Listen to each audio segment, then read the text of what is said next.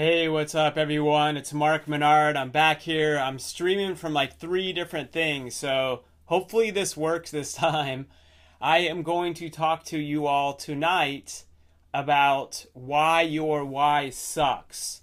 And so, everyone from Periscope, Facebook, all the other platforms we have going on here, I'm trying to look from camera to camera. It's insanity. Um, this is the problem, honestly, and this is really important for everyone to think about.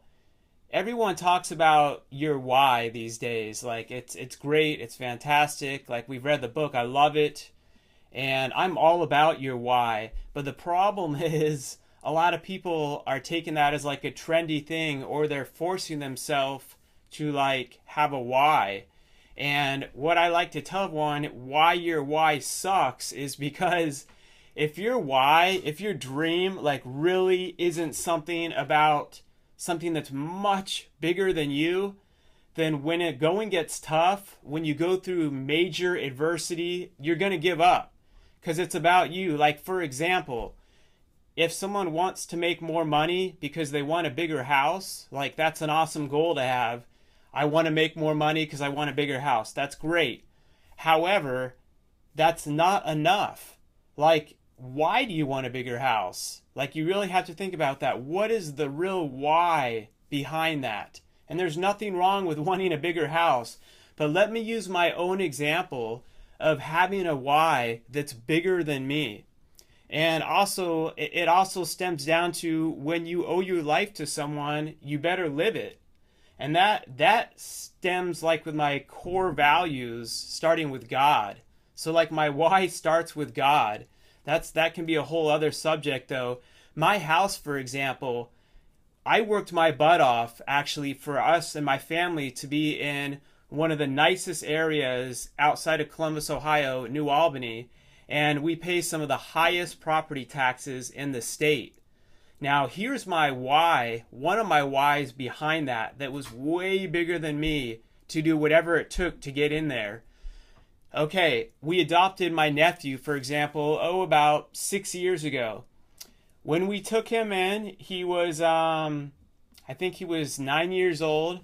He was 3 grade levels behind. He had a speech impediment. He had come from a crazy, insane environment.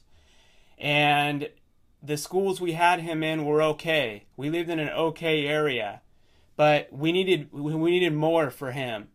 And as I continued to grind on my different company and everything else I was doing, as I was working with all the banks day in and day out to get us in this much more expensive area, pay the highest property taxes in the state of Ohio, it wasn't about wanting to live in the upscale neighborhood and be materialistic, not at all. The root of my why, when the going got tough, I would think about this school had one of the best support systems for my nephew. And they'd be able to help take him to the next level and beyond. And so it was bigger than me. So it wasn't just about getting a bigger house and living in the nicest area and being in the nicest schools. It was about my nephew and being able to provide something better for him. And we didn't give up, and I worked harder, and we got the better house. We have them in the nicest schools now. But it was because my why drove me there. And I can tell you now, years later, my nephew's a sophomore. He has no speech impediment anymore. He's not on an IEP. He's playing football, lacrosse, and that's fruits right there. Like, that is how it's bigger than me, and that literally makes it all worth it. But if it was just about me wanting to have that nicer house, and I didn't have anything deeper than that, and just wanting to be in the nicer schools, I would have given up. Because I literally had to go through hell and back just to get a loan after the recession. And I also locked my house in at the lowest interest rates at the time. So it ended up working out really well. But if you don't, if you just get a why, like from a book, and you read that common book, like some people ask me, I wish I had a why. You don't force yourself to have a why. Like it's anything, like in marriage. When the going gets tough, like, and if you really don't have a why that's bigger than you, like if you just have this fantasy that it's going to be just like it is on the movies, when the going gets tough and the freaking storms knock your butt down, you're going to give up. And so many couples do that. because they do not have a why that's bigger than them. Like their marriage is about something they saw on TV. It's about me and not the we. And they don't have something bigger than them, and they give up so quickly, and that's called being wishy-washy. That's what I said. If you don't have a why that's bigger than you, it really makes you, it doesn't make it a dream, it doesn't make it a marriage, it just makes it a wish. And as we know, when the storms hit, wishes wash away. That's why they call it being wishy-washy. Do not be wishy-washy. When the storm hits, as they did in my marriage, as they did or will in every one of your marriages, I had a why that was bigger than me. First of all, it started with God. And I made a promise to God, for better or for worse. I didn't promise my wife. I didn't promise my mom. I didn't promise my dad. I promised God, for better or for worse. I'm giving my life. I promise you, I'm marrying this woman. I promised God. I made a covenant, a sacred covenant. That was between God and I. So when my wife is driving me crazy, that's right, when she drives me crazy, I think about my why is not about her. It's not about me. It goes to God. And I go and I pray to God. I say, okay, God, I promise you, we have a covenant. We have a pact. So I'm going to get some peace from you, and I'm going to try harder. And I'm not saying there's not some situations where things don't work out and you have to draw boundaries due to addiction or different things like that. I get it. I get it. I'm talking about when you go through hell in your marriage, you have to have a why that's just bigger than you. It can't just be about me, me, me, me, me. You'll never last any storm. And now that we have kids, I think about if we were to give up now, my kids are just going to see, okay, when the going got tough, my parents gave up. So when they're married and when a storm hits them in their marriage, that's going to become the new normal for them. And when the going gets tough, my kids are going to give up. And what am I going to do? I'm going to start to leave a legacy of quitters, of people that give up. And we already have that way too much now. We have way too many kids whose dads or moms, they just give up on them. And they don't try, they don't stick it through those storms because they don't have a why that's bigger than them. And then now I'm really going to get to your dreams, because I know most of you on here are entrepreneurs, you're authors, you're speakers. If you're teachers, doctors, everything that you're doing, you have a dream of something that's bigger than you. If you want to start a podcast, a lot of people ask me about, Mark, I want to speak, I want to start a podcast. I love it. That's awesome. I love it. But why? And don't just say why because I want to help. Why is it? Why do you really want to do it? Like really? Is it bigger than you? Why am I on here right now on Facebook Live at 9 at night on Friday? Am I getting paid for this? Heck no. I'm on here because it's bigger than me. Because every time one of you writes me a message, sometimes from South Africa or other countries, that said, the message you spoke resonated in my heart, Mark, and I was about to give up on my marriage, on my dream, on my life sometimes, and it inspired me to keep going. That's my why. Like this is bigger than me. That's what pushes me. And my podcast, Elevating Beyond, with all the people that are coming through and helping change lives, when we went through all this adversity, and I'm not getting paid for my podcast, I have another company that I run that serves individuals with special needs. And when my former partner Dane left for his other adventure and it was just me, and I was like thinking, how am I going to do this? What's going to carry me through this? If it was just about, I want to have a podcast because it's cool, I never would have lasted any of the storms that hit me so many times.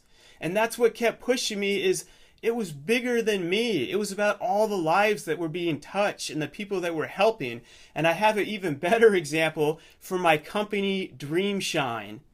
You know, this dude, like I got the picture, if you guys can see it, I have like multiple screens going on here. That's my real mugshot from jail. That's me right there. From 17 years old in jail. That's my eye. My eye socket was fractured. My jaw was broken.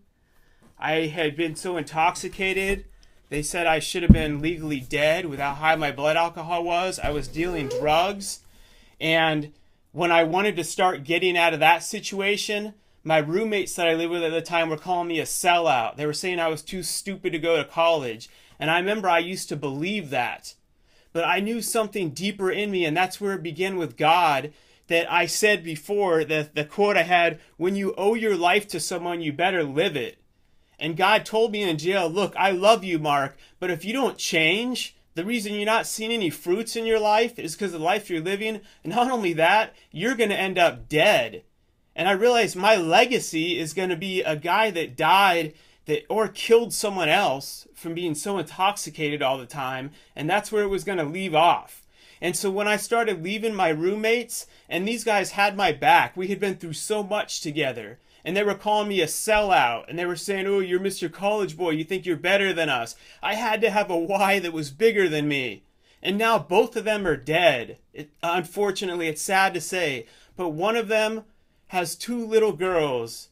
And he overdosed just a couple of years ago on sleeping pills and a bottle of whiskey.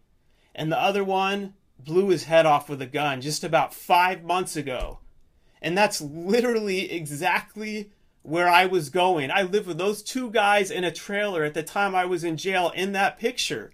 But my why was bigger than me. And so then after college, when I started having this crazy dream to open Dreamshine and be one of the first companies to go up against the state of Ohio and open a private program for individuals with special needs when I was 26 years old, and I'm getting threatening phone calls literally from the governor of Ohio and the lady that works directly with him telling me why I shouldn't open Dreamshine because they controlled all the funding, because they had all they owned every program in Ohio, and their services were terrible.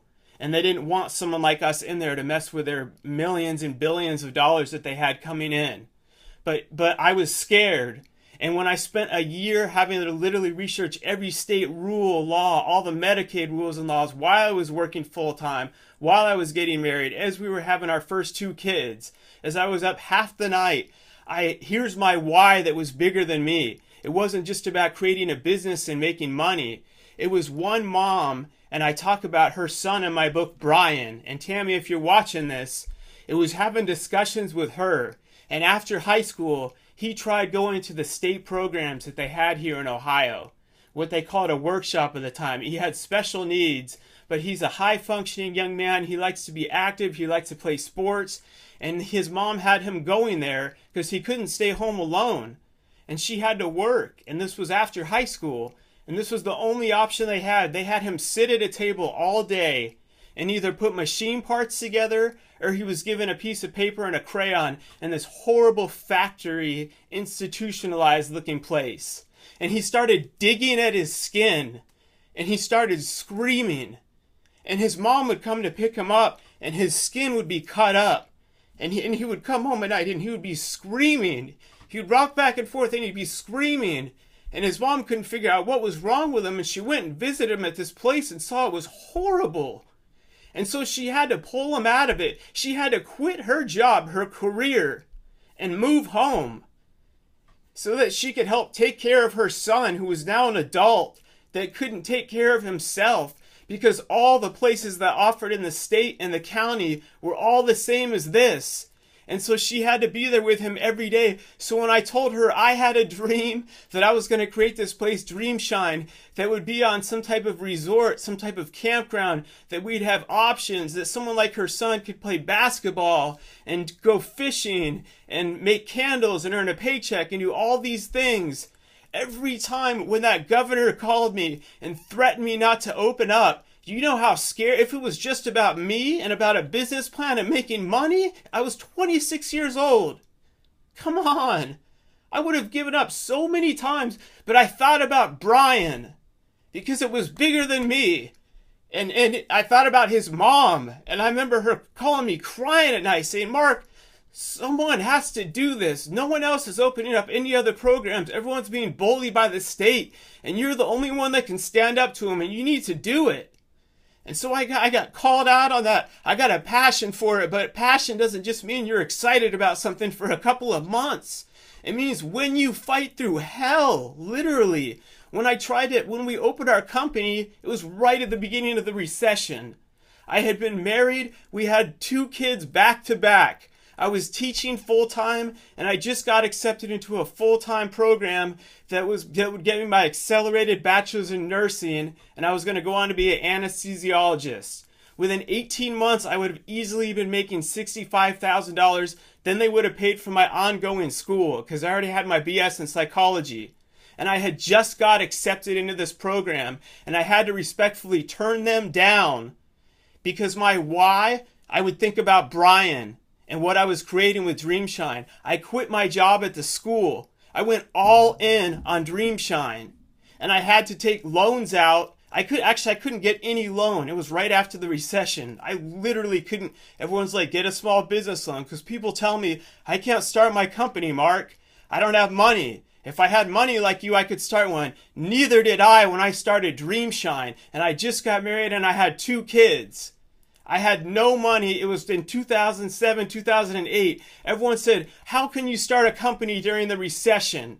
I'll tell you why. Because it wasn't me starting my company. It wasn't about me. It was about that guy, Brian, who was stuck in the workshops, coming home, scratching his arms, screaming, literally being abused, and all the other people in Ohio that were just like him, that had nowhere else to go, and all the parents that were stuck, and they had no options, and all these underdogs that had no one else to fight for them. So it wasn't about a recession wasn't going to stop me from helping people. A loan, not getting a loan wasn't going to stop me. It was never an option. I didn't watch the news about, I didn't have time to waste on that. People say, what happens if Hillary gets elected? What happens if Trump? I'm too busy doing my dream to think about, I'm going to vote, of course. But no person is going to dictate our future. No single president of the United States is your hero or your savior. Come on. It starts with Jesus. And that's where the power came in me. And I knew he was putting this in my heart. And I wasn't going to give up. And that's why I'm talking to all of you. When you're going after your dreams, I had that guy Brian, and I would think about him, and I wouldn't give up. And they threatened me, and I couldn't get the loans, and I still kept pressing forward. We came up with money any way that we possibly could, and we opened up.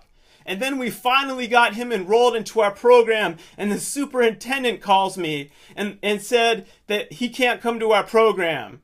And he called the mom and lied about the funding. And the mom called me crying that night and said, I don't know what, she was so excited her son finally had a place to go. And I said, this is not happening. And yes, I was 26 years old. And I drove right to that superintendent's office because my why was bigger than me. It was not about me arguing with him. It was about this guy, Brian, and everyone else that it represented, that the state was bullying and not allowing to have rights. And I showed him what the state law was because I had spent a year researching it, day in and day out. Before I opened my company, I spent a year researching all the Medicaid rules and laws. So I was ready. And I showed it to him. I proved him wrong, and I was going to have them investigated by the entire state of Ohio. And if Ohio didn't cooperate, I was going to have Ohio investigated by the federal level. And yes, one person can make a difference because my why was bigger than me.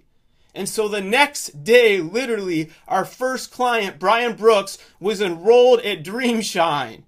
And that became my why. And so now we flash forward 10 years later. And my God, have I been through so much adversity throughout those 10 years. I had team members that I thought were so loyal to me. I had some that stole money from us. I had some that stole our business plan while we were paying them and opened up a company to be the same as ours and started stealing our clients. But I didn't give up because my why was bigger than me. When they tried to do a false lawsuit on me, my why was bigger than me. And we won that. 10 years later, we have 45 clients with special needs that we serve here. We have a 2.5-acre campus. I have 17 people on my team because my why is bigger than me. It's not just about a thing. It's not just about a house. It's why. Why do you want a house? And that's the next thing I'm going to get to is my book, The Story of You, and this podcast. And the reason I'm speaking to all of you right now, I openly announced to my team, we have a dream coach, and everyone on my team, all my employees, we all write down our dreams. And I literally have hired a coach that helps my team members to manifest their dreams into a reality. Even if that means them leaving Dreamshine, I want to help be a part of their dreams coming true. That's what real leadership's all about. And my why was bigger than me, and I realized I'm responsible now for 17 people on my team, and they all have families too. So it's bigger than just my clients. It's bigger than me. I have a family. They have families. I have to help them all get to the next level and beyond. And I wanted to figure out ways to get more money and help more people. And I said, I'm going to start paying my team members $5 more an hour than they're making now to start by next year, December 31st, 2017, which is more than anywhere in the country is starting people off in this field. And I wrote it down and I declared it to my team. And you have to be brave enough to do that sometimes. Is there a chance it might not happen? Yes, there is. But there's levels to my why, and I want the book to be successful to help all of you.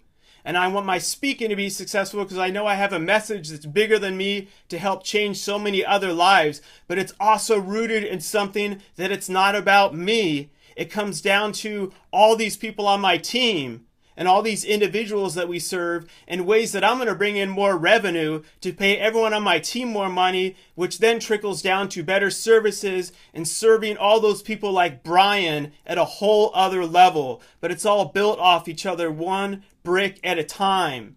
And so many of you are ready to give up after 2 or 3 months of adversity. And I don't know what to tell people that when they're asking me that. And they're like, I need to find out my why.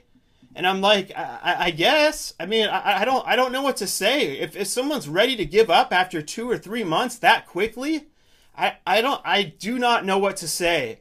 Like, I don't know what to, not everyone's made, not everyone's cut out to do this. I believe anyone can do these things, but if you're starting a podcast and the going gets tough and you don't have a why that's way bigger than you, of course you're not going to make it more than 2 or 3 months.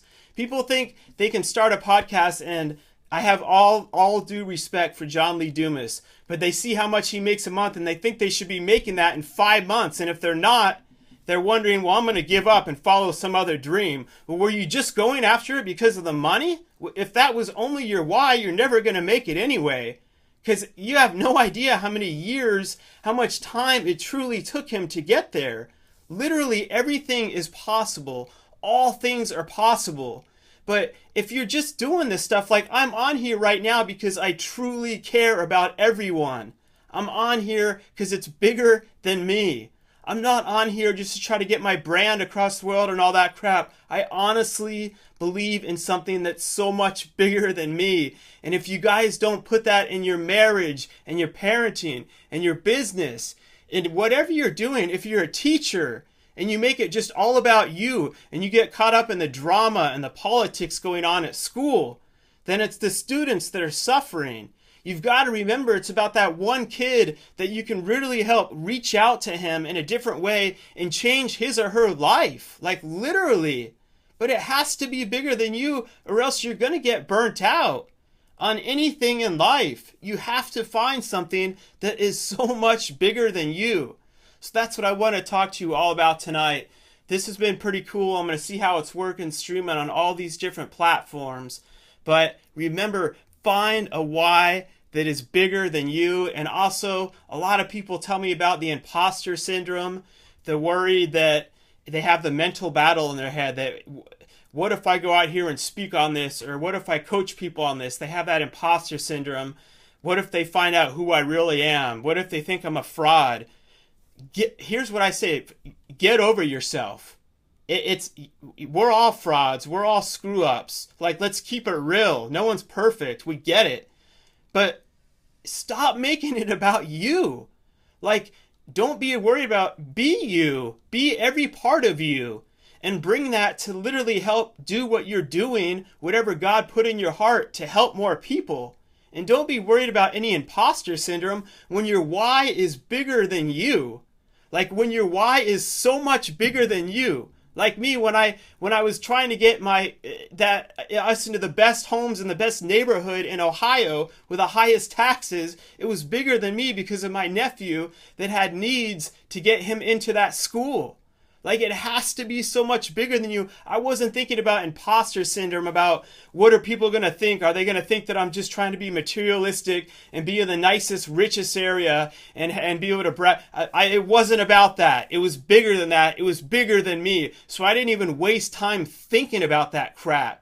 But don't get me wrong, I go through doubts and fears just like everyone else. But what I want to share with you, what keeps me going, even as I've got into this whole new arena of speaking, I've had some great opportunities, and then I've had some totally pulled out from under me that I completely lost. I had one huge opportunity that I spent months ready for, and we literally just lost it like the day before it was going to go through. But I'm back on here on Facebook Live the next day because it's not about me. It's not. Like, if I get paid to speak across the world or not, I will still keep doing my podcast. I will still keep doing these Facebook Lives every time that it's helping motivate and inspire someone. That's my why, and it's bigger than me. So you have to find anything that's bigger than you. And do not make it about me. Make it about the we. And really dive deep into this. I want you guys to think about this and also use that to inspire you when the going gets so tough. Like when I couldn't find funding and I was sitting there at night, sometimes crying up all night with the governor threatening me and everything at age 26. Find something bigger than you that you can dig into. Because when I would think about Brian and his mom, that immediately started lighting that fire in my heart to keep going and not give up. But if I didn't have that to tap into, I guarantee you, I would not be here talking to any of you. I would not have made it past 1 month of that adversity. So please, I'm begging you, find something bigger than you and do not give up. Take your dream to the next level and beyond, everyone.